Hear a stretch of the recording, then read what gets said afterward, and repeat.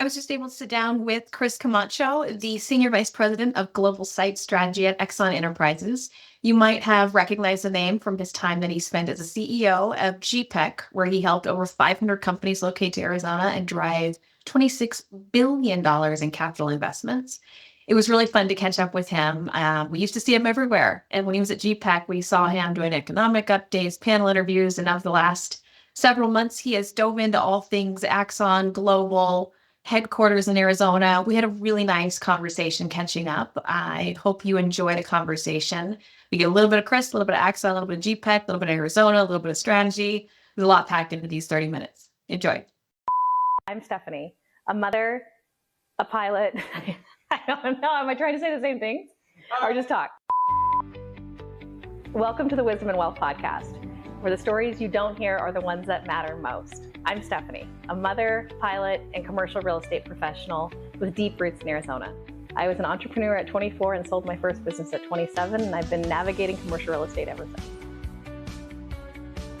We are going to be sitting down with some of the biggest names in business around the Phoenix metropolitan area, as well as community leaders and nonprofit organizations that are continuing to improve our community. I'm very excited for the things that they chose to share when they thought nobody was listening. What I've learned in hearing their stories aren't just the struggles and how we overcome them, but really building a network around you of people that know you, trust you, want to help you, and you are trying to give just as much to them as they give to you every single day. And never connecting that relationship to a transaction. It's about the relationships, the connections, and understanding the true stories that shape success. And I hope you find inspiration in the conversations we have. Okay. Chris Camacho is Senior Vice President of Global Site Strategy at Axon Enterprises, leading worldwide expansion, site optimization, and global security operations. Former President and CEO of Greater Phoenix Economic Council, he helped attract 515, I didn't realize it was that big, companies, create over 95,000 jobs, and drive over $26 billion in capital investments, partnering on projects like TSMC, Apple, Microsoft, Amazon. A recognized leader in economic development and international investment policy. Chris holds degrees from Southern Illinois University and certifications from the University of Oklahoma. He lives in Scottsdale with his wife and 3 children and enjoys or is good at soccer or golf. Yeah, that's a good one. I'd say I enjoy playing soccer, but I get hurt all the time now, so that's not as fun. And then my golf game has its ups and downs, just like everyone else. Is soccer like golf? As you get older, you see the distance or the speed change? I mean, my mind works like it did when I was 25, but the rest of my body doesn't. So that's the problem, is you probably like any former athlete, you think you can still operate at that kind of high level. And even playing pickleball now, there's a 50% chance I'm going to injure something. So it's hard to slow down, though. The mind just keeps at the pace it was. And I think it's a part of it, too, right? Is you've got to keep that part of your soul fed, and you got to find a way to do it. Yeah, I love playing golf. I play more now, or I guess I haven't as much in the last 6 months since I went to Axon, but I do love playing golf. But I will tell you, it is the most frustrating sport I've ever played. And I was one of those kids that you could hand a ball, whether it's playing baseball or basketball or football or soccer, and I'd be a decent player at any of these sports. And you get to golf, and I'm just like stuck. I can't get better. I get so frustrated and pissed off at golf because it's just one of those games. If your wedges are working, your driver's not. And if your driver's, feeling good, then the wedges are tough, or your putting's bad. I don't know. It's one of those things. But the good golfers just puts in perspective how good they are. It's amazing. No doubt, right? It's the humble factor that they don't have. They're good at the whole thing all the time. It's the craziest thing. It's to be their level of accuracy and consistency with that sport is like they should be studied. I have friends that play out here quite a bit, and when I go play with them, it's like effortless. It's probably like when I get a soccer ball, like I still feel okay around the ball, but gosh, I swear when they hit like a sting or 2 iron, and I'm gearing up with a driver, and they just make it look like they're barely swinging, that gets under my skin for sure. It's all in the hips, Chris. It's all in the hips, I think. I guess so. Yeah. Okay, so let's dive in. I'm excited to talk with you because when you were at GPEC, we got to see you all the time, everywhere. You always did a really nice job of keeping all of us updated on the crazy amount of stuff that was embarking on Phoenix. And now we can't find Chris as much anymore. So if we can start at the greater Phoenix economic conversation, kind of where was it? How did it go for you? Where is it at for you now? Yeah, so after 17 years, I get this question a lot. It's like, why did I decide to make the jump? And I felt like I had, in partnership with so many of these community leaders and state leaders and chamber and, commerce authority leaders, we'd put together, I think, an incredible run. I just decided it was time for me to take this new opportunity that was presented to me. And that's been an incredible journey, which I'll talk about. But Phoenix as a market, it's 5 million people. It's still one of the fastest growing places. You have policies at the state level that make it very conducive for investment. So while other states are struggling, albeit to attract new industry or investment, or even have policies that are less attractive, I think Arizona, really from the Ducey administration and now with Katie, we've I think made Arizona incredibly aggressive. And the legislature deserves a lot of credit. I know they get knocked a lot, but they've really created a pro-business environment with things like apportionment formulas, tax reform. I talked to a lot of consultants and a lot of companies over my tenure there, and one thing that impressed them largely was that we didn't take anything for granted. Every year we were working on water policy or energy policy or taxes that matter, because oftentimes it's easy from an ideological message standpoint to say, well, let's just cut taxes. And I would always say, well, which taxes and why? And try to put the state in a position where we had enough revenue to invest in the things that we felt were material, like transportation and public infrastructure and education, all while there were certain taxes that really did matter to high value investments that were going to create tradable industry jobs. And so, yeah, that was an incredible run, and great city partners and state partners, and that'll be something I reflect on, throughout my next chapter, is just what good people we had rowing in the same direction at the same time. Have you felt with your transition so GPEC, you had to kind of be everywhere and everything to everyone, and now you're a little bit more laser focused, pun intended? Yeah, it's like it's like I went a gopher hole or something for 6 months, because I feel like, I still get calls from friends or, business leaders like, hey, what do you think about this or that? And I'm like, I'm so out of the loop so fast. It's unbelievable. It feels like I still try to, keep a heartbeat with I serve on the board of Flynn Foundation. I serve on the board of the Arizona Chamber. So I do a lot of work with Danny Seiden and his team and Courtney and others on policy, but it's not like it used to be where I would know, I think, just about every facet of every deal, where they were looking, what they cared about, what kind of the main deal points were. And yes, it is very different now to your question. With Axon, we're a multi-billion-dollar company with operations all over the world. And part of my global expansion role here is we have to figure out, where do we want to keep operations? Where do we want to shift operations? Where do we want to close operations? And why? So it's not dissimilar from sitting on the other side of the table now, looking at our internal stakeholders, looking at supply chain, looking at threats, geopolitical threats, really trying to assess, where do we put operations to maximize goods delivery and cost competitiveness. And so, that side of my brain still is functioning, but certainly the public side, where I felt like I was on a stage or podium pretty regularly, now it's just, I'm putting my head down. I'm working on like ISO audits. I'm doing corporate IT expansion plans with our head of IT. There's just so much newness to my world that I've enjoyed learning about, and working with a new team that's incredibly talented. Wisdom and Wealth is brought to you by Landmark Title. Their team sets the standard for personal attention, security, and service, because what's important to you is important to them. Learn more about their commercial and residential title and escrow services at ltaag.com. Landmark Title, where experience matters. I think it's funny, like, as you're talking, I believe that you and I got to know each other at the overnight at Gila Bend, like middle of the night on whatever that thing is. You climb all the way to the top on. It's quite terrifying, and watching bombs being dropped. Did you ever think in that time that you would be right in the middle of the geopolitical world in a couple of years? No, not at all. I think, a lot of our products are, our counter drone system, for example, it's in the theater around the world in some of these conflict-ridden areas. We'll also be protecting the World Cup stadiums as well with this D-drone product. And so, Yeah, we definitely spent a lot of time in DC, and I think from our wearable body cameras and obviously our tasers that are all over the world. I mean, there's definitely a confluence of product mix that goes to protect life. And yet, going back to reminisce on that trip to Gila Bend, I mean, you had thought we were on the other side of the earth, kind of all the products that were being tested and shown, and just the incredible experience we got to do down there with all the Luke Air Force Base leadership. That's pretty neat. Yeah. So do you see a lot of military overlap in what you do now, your day to day, or is that just not necessarily the realm that you're in?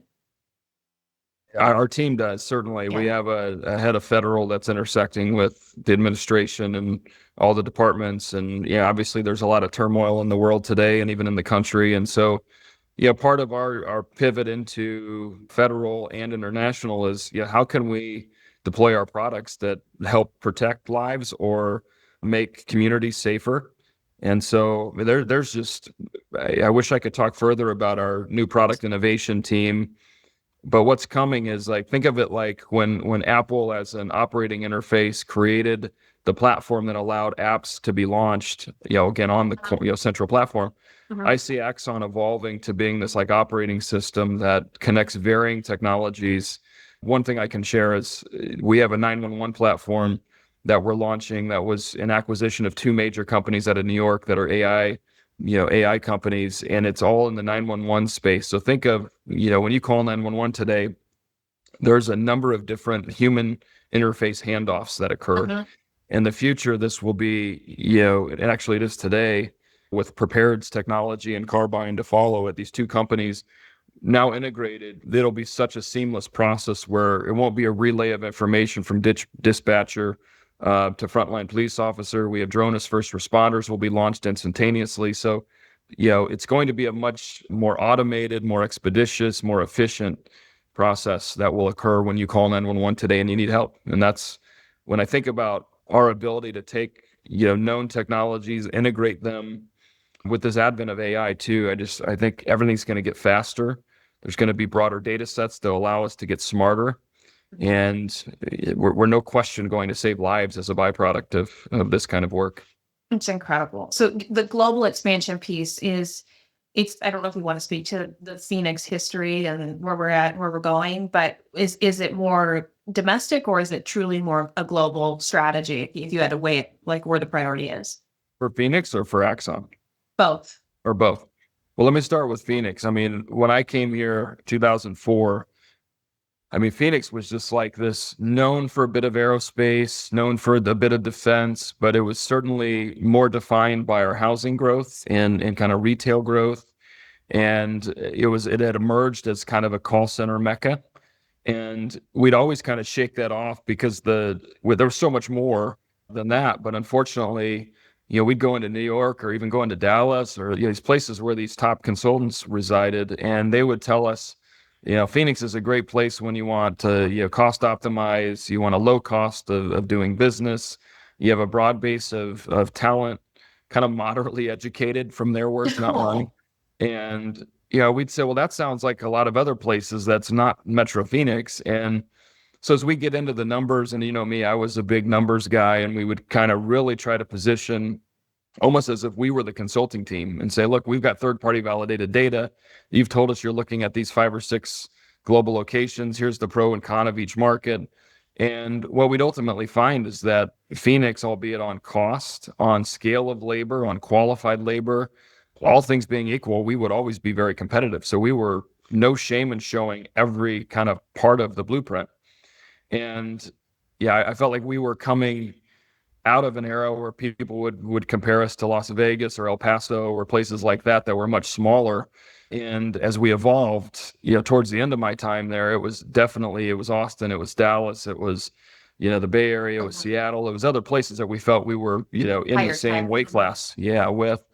So, and then I'd say globally, we would certainly with TSMC and that announcement, and that's now a $500 billion commitment. I know when we would travel back and forth to Taiwan, we knew it was going to forever change Phoenix. I don't know if anybody could have predicted what, was going to be happening in the world where, now Apple's going to buy, tens of millions, 100 million chips from from that site. You have others also, NVIDIA and AMD and others that are tied into this site now. So, that enhanced our global reputation. We were on the front page of many papers and global publications around the world for months on end. And so that definitely put Metro Phoenix and Arizona on the map. And now, I'm hopeful that, Danny and Sandra and Chris Mackey, who replaced me, will all be able to kind of take the 10, 15 years of massive quality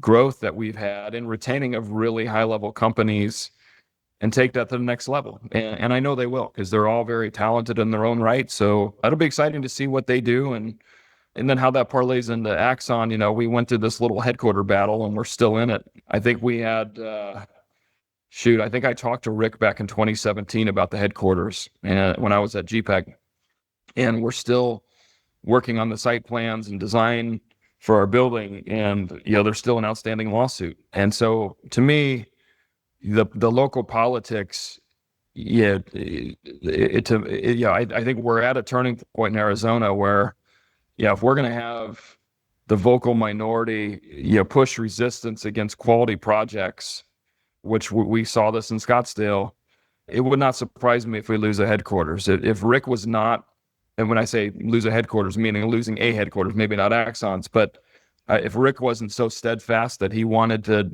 build this mega HQ project in his home city and where he built this company, this would have been somewhere else. I was wondering, emphatically committed that is to why his why is this is my home, is where I want it to be, because he's fought hard for this.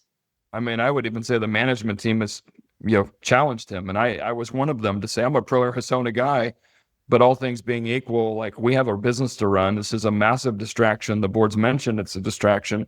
And, you have left field or lawsuits coming out of left field. You have people using us as a political pawn. You have people running for election coming up in November for council that are using us as a political pawn, not in our favor. All over 600 apartments. I mean, if I talk to any other mayor across the country, any other economic developer across the country, they think we are completely backwards in this thinking that Scottsdale's putting a company through this. And so, the mayor in Scottsdale was the decisive 4-3 vote, on this MOU. And so I'm hopeful that we'll get back to some normalcy with the city of Scottsdale. It's been a tough sled. And we maintain good relationships with many of them, but some of them just use us as a way to drive an anti-growth message with their voting bloc, those that don't want to see Scottsdale grow any further. The reality is, if you look across the country, look at cities that aren't growing and tell me how they're doing on the economic barometer. Not well. So, that to me is, I just hope we don't become a place that pushes out growth just despite, or in spite of ourselves. And I think Axon's going to be able to find a way to work through this, but I hope the next company, whoever comes behind us, isn't put through this kind of position. No doubt. And there are so many people in favor of what you all are fighting the good fight. So I hope the stamina continues for everybody's sake. So I just rolled off of village planning after 6 lovely years. And my village was North Mountain. So we have Metro Center in that village. So I got a very small dose of the NIMBYism versus the pro-growth stuff. And you now sat on both sides of that table, right? And so how do you feel it's best navigated? Just if you were to write a book on how you navigate and find the win on both sides of that table, how would you recommend going about it? Oh, so many thoughts on this. You keep me up. We didn't talk about this beforehand, but I love that you went this direction. So I think it's really important. And the simple answer is balance. The more complex, answer to this is we're in a very different, ideologically, politically driven, localist and populist movement where, there's a strong base of people almost against everything as one component of the political spectrum.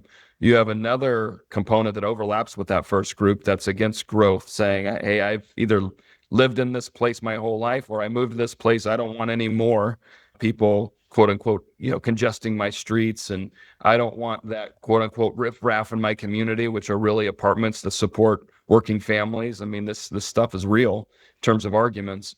And on the other side, you have, blind pro-growthers that don't really take into context the water needs, the power needs, the infrastructure needs of a community. And so why I think it's balanced, in my view, it's a case-on-case basis. You need to look at the economic implications of a project. What kind of revenue will it generate? What kind of diversification will it create from an industry perspective? So all your jobs are not in one bucket. So when you have an economic downturn, which Arizona is prone to do, those are, those communities that have more balance and more economic diversity generally are the ones that have less major cuts that, to services that occur during a recessionary period. So it's a complex model, but it can be done. And I think it just comes down to leadership. And what I struggle with, I see a lot of, I can say this now, and I probably would have said it back then too. I see a lot of leaders that cater to the vocal minority because they show up at council meetings, and no one likes to get beat up in the press. No one likes to get beat up by these vocal folks on either side, the blind pro-growthers or the anti-growth, folks. But, to me, it's like that's where leadership nexus occurs. And you have to be willing to, I hope, make calculated decisions based upon what you truly believe is good for your community and or good for your state. And, being as I was kind of in the system, that's the one thing that I think will be the Achilles heel of Arizona. Maybe two things. If we don't plan for water and power, and if we don't find leadership that wants to move the ball forward thoughtfully, because it's a lot easier just to say, hey, this isn't worth my time. I'm going to let somebody else, run for council, make nominal dollars and deal with all the, pushback that you get. So who wants to do that these days? Well, it's arguably the people that don't have a lot to lose. That's tough to say. Not in all cases, certainly, but I see a lot of people running for council that are doing it for their own, ego versus like truly what's good for the community. And that's what frustrates business people like me is, when you get councils that you scratch your head thinking what kind of decisions they're making and, how that harms the community for the long term. And so those, you could write obviously a book about this, but it's not easy to do. You really have to have thick skin and bold leadership and establishing a vision for your community or your state and force action. I love that you say that because it's very easy. I'm going to be devil's advocate here for a second. It's very easy to say, I understand the blended community that we need for teachers, firefighters, frontline, service staff workers. That needs to happen, but it can happen 4 miles away and that will still serve my need. It just doesn't need to be in this, this ecosystem that I don't want touched, that kind of mentality. And we would have these projects that would come to Village and they would be like the perfect buffer project where it's a beautiful blend of both worlds. We're getting something done. They're taking into account all these community asks.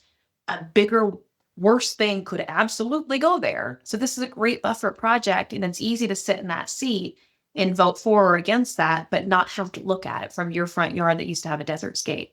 So that's the really hard part, I think, is like when you really put the rubber to the road where you have to hold that line, where you have to look that homeowner in the eye and say, it's as good as it's going to get, right? It's hard. And it is hard. Yeah, and I think that's where, I heard a lot of even debate on our headquarters. And, when you look at what that land was zoned for and what it was planned for, it was going to be warehouses. Yeah.